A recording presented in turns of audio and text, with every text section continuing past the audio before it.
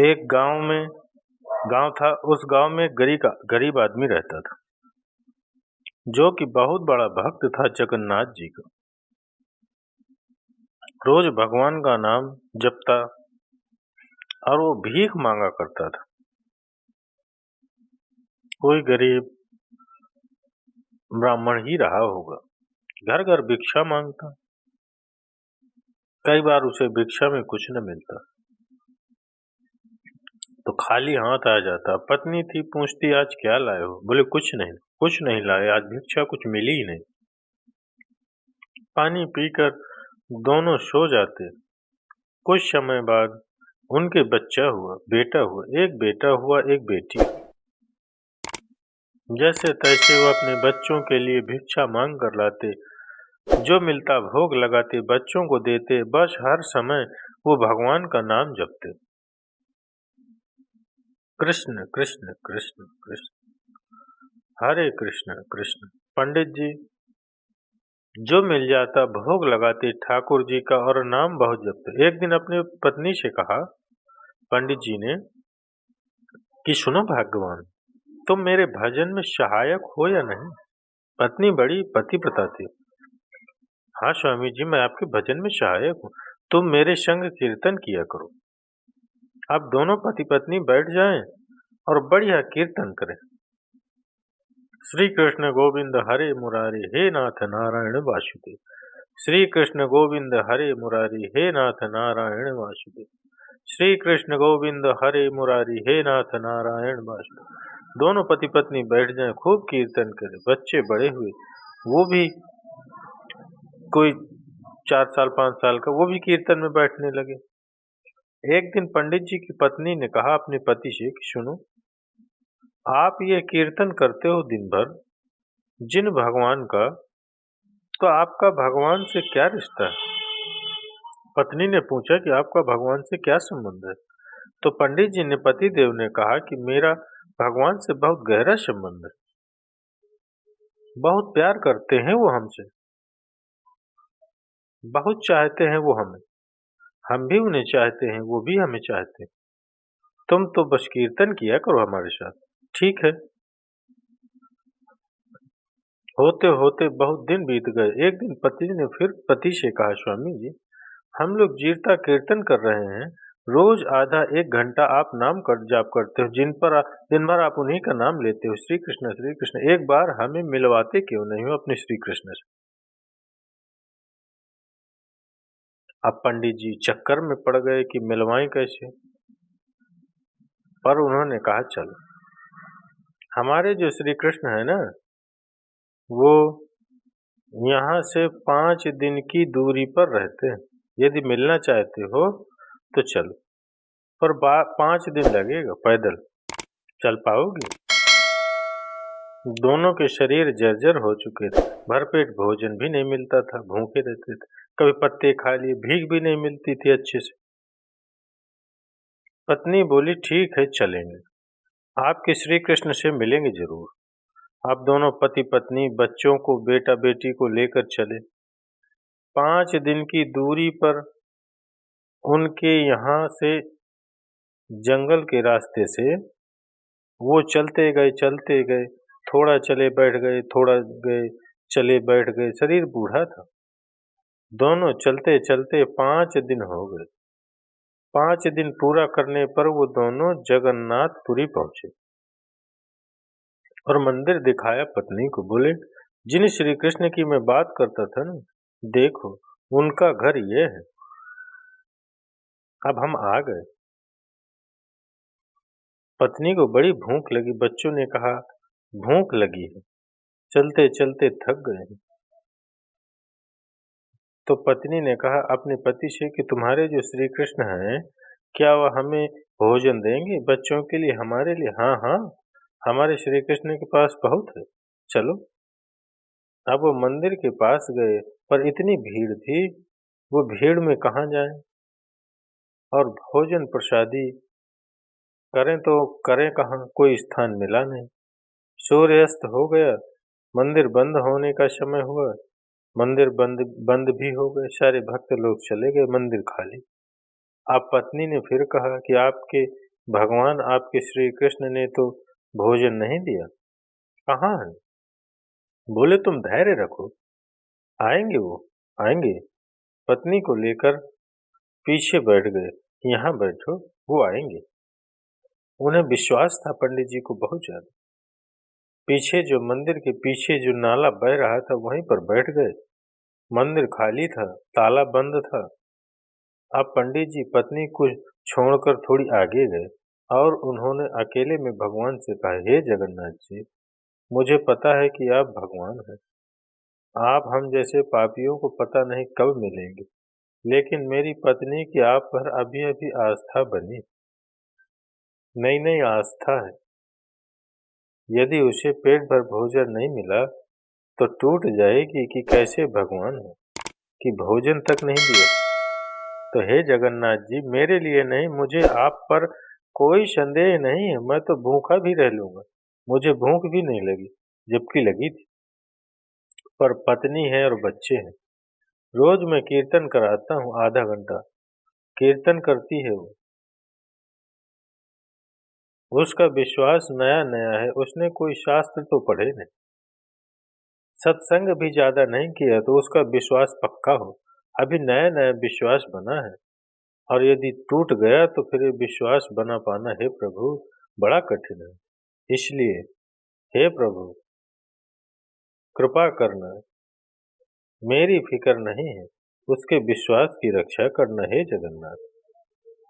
भगवान तो भगवान सर्वज्ञ है। भगवान सुन रहे थे। अब वो पंडित जी गए और पत्नी बोली, लाए क्या भोजन? बच्चे चिल्ला रहे हैं, भूख लगी। पंडित जी बोले, हाँ, अभी पानी पी लो, पानी पी के विश्राम करो, भगवान जी जरूर देंगे। अब पत्नी तो चलो पत्नी है, समझदार है, बच्चे कैसे? उनको दोनों बेटा बेटी को पानी पिलाएं तो वो कहे कुछ खाने को दो, खाने को क्या दे, कुछ था ही नहीं, पैसे थे नहीं कि बाजार से खरीद सके। जैसे तैसे बच्चों को सुलाया। जब बच्चे सो गए, पत्नी भी इंतजार करते करते सो गई, कोई नहीं आया। पंडित जी भी सो गए। अब 4 लोग सो रहे हैं मंदिर के बाहर और भूखे सो रहे हैं। और किसके द्वार पर? श्री जगन्नाथ जी। तब भगवान जगन्नाथ जी एक पंडित जी का रूप बनाते हैं। पंडित जी का रूप बना, जो जगन्नाथ जी की रसोई में जो भोजन बना था, भगवान जी को भोग लगा था, वो भोग, जो थाली, जिस थाल पर सोने की थाल और हीरे मोती जड़े बढ़िया थाल पर जगन्नाथ जी खाते थे, उस थाल पर ठाकुर जी ने अपना प्रसाद सजाया जो खाते थे, और सजाकर कपड़ा ढके और भगवान निकले बाहर और जगाया, अरे पंडित जी, ओ पंडित जी, भोजन नहीं करना, भगवान जी ने आपके लिए भोजन भेजा है, जगन्नाथ जी ने। पंडित जी, पंडित जी, जगाया, जी जी महाराज, अरे जगन्नाथ जी ने भेजा है हमें, भोजन कर लो आप। पंडित जी बोले, आप कहाँ से? बोले, हम मंदिर से ही आए, अंदर से। हाँ, जगन्नाथ जी ने भेजा है, अपनी पत्नी को उठाओ, इन्होंने कहा था ना कि भोजन मिलेगा कि नहीं, ये देखो यहाँ कोई भूखा नहीं सोएगा, उठाओ। पत्नी को उठाए, बच्चों को उठाए, खूब बढ़िया थाली, स्वादिष्ट भोजन, आज तक ऐसा नहीं किया। कई दिन के भूखे थे, पत्नी बच्चे खूब खाए और खाए। पंडित जी बोले कि ये थाली, पंडित जी तो अवाक रह गए, भैया ये थाली, अच्छा भोजन आप यहाँ रख दो और थाली आप ले जाओ। पुजारी जी, भगवान जगन्नाथ जी बोले, नहीं नहीं, आप भोजन करना और ये थाली की फिक्र नहीं करना, चली जाएगी, आप तो रखो थाली, बाद में चली जाएगी। तो पंडित जी ने खूब चकाचक भोजन किया, पत्नी ने खाया, बच्चे खाए और बढ़िया खा पी करके थाली, बड़ी सोने सोने की थाली थी, कीमती थी। पंडित जी को लगा सवेरे कोई आएगा लेने के लिए, अभी देने आए हैं, शाम सवेरे लेने आएंगे। फटे से कपड़े में उन्होंने, उनके कपड़े जो थे, पंडित जी धोती पहनते थे ना, वो गांठ ही गांठ लगी थी उसमें, इतनी जगह से फट गई थी कि वो गांठ गांठ लगाई थी। उसी कपड़े से एक छोटा कपड़ा था, उसी से वो थाली बांधी और सोने हीरे की थाली उस कपड़े से कहाँ ढके, वो तो अलग चमक रही थी, रखा सिर के नीचे, रखा, सो गए। खूब गहरी नींद आई, सोए। सवेरे मंदिर खुला तो पुजारियों ने देखा कि वहां भगवान का भोजन बिखरा पड़ा था और थाली गायब। अब तो पूरा शोर मच गया। अरे चोरी हो गई, मंदिर में चोरी हो गई, मंदिर में चोरी हो गई, खूब चोरी हो गई, थाली वाली सब चोरी। कौन चुराया? यहाँ वहाँ देखा गया।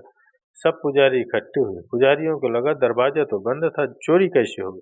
बोले कोई गलत व्यक्ति कहीं और से घुसा होगा। बोले कोई अंदर का ही तो नहीं। बोले साहब हम क्यों चुराएंगे? बाहर निकल के देखे तो वहां नाले की तरफ ये पंडित जी सो रहे थे। फटे से कपड़े में थाली बंधी तो दूर से चमक रहे।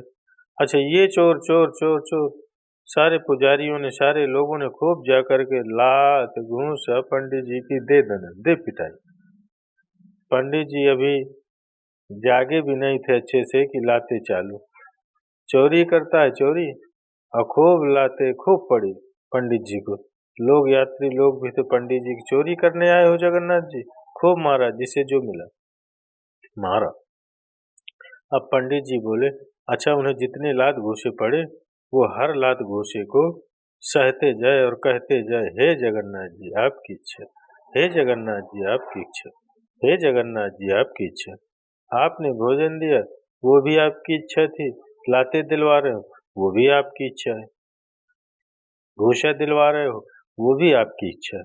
जितनी लाते पड़े हर लात पर वो कहे हे जगन्नाथ जी आपकी इच्छा, हे जगन्नाथ जी आपकी इच्छा, हे जगन्नाथ जी आपकी इच्छा। अब जो मारने वाले थे ना, पंडित जी की इस बात से प्रभावित हुए। उनको लगा ये चोर नहीं हो सकता। चोर होता तो ऐसा क्यों बोलता? चोर नहीं है। खबर राजा तक गई। अब राजा तक पहुंचा। अच्छा देखो, भगवान की लीला बड़ी विचित्र है। भगवान न पिटवाते भी हैं। बताओ क्यों पिटवाए भगवान जी ने उस पंडित जी को? क्यों पिटवाए? भगवान ने देखा कि इनके अंदर भक्ति तो है। भगवान ने देखा इनके अंदर भक्ति तो है, 5 दिन से भूखे हैं और फिर भी मेरा नाम नहीं छोड़ रहे हैं, मेरा आश्रय नहीं छोड़ रहे हैं। एक बार ये भी तो देख लूं कि इनमें धैर्य कितना, सहनशीलता कितनी है। इसलिए भगवान ने लाते पड़वाई। अब यहाँ लाते पड़ ही रही थी पंडित जी को कि तभी राजा को भगवान जगन्नाथ जी ने सपना दिया। स्वप्न में स्वप्न दिखाया। सपने में अब राजा है। सपना पहले पहले ही दे दिया भगवान ने कि सुनो मेरा भक्त वहां पिट रहा है और तुम यहाँ सो रहे हो, जागो जल्दी। सुबह हो गई अभी तक तुम सो रहे हो, तुम्हारे राज्य में अन्याय हो रहा है, मेरे भक्त की पिटाई कर रहे हैं। कह दो कोई उसे हाथ न लगाए वरना मैं छोड़ूंगा नहीं राजन तुम। और सुनो वो जो पंडित जी हैं, आज से पूरे मंदिर का हिसाब किताब उनके हाथ में देना। अब राजा तो भागा वहां से।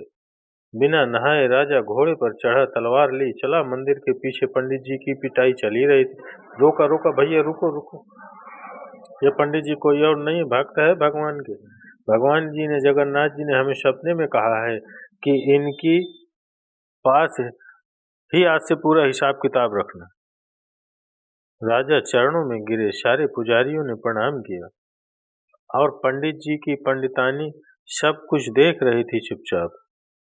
जब खाई तब कहा वाह भगवान तुम्हारे अच्छे। जब पंडित जी पिटने लगे तो पंडितानी ने वाह अच्छा पिटवाए तुम्हारे भगवान। और फिर पंडित जी को मंदिर का मैनेजर बनाया गया।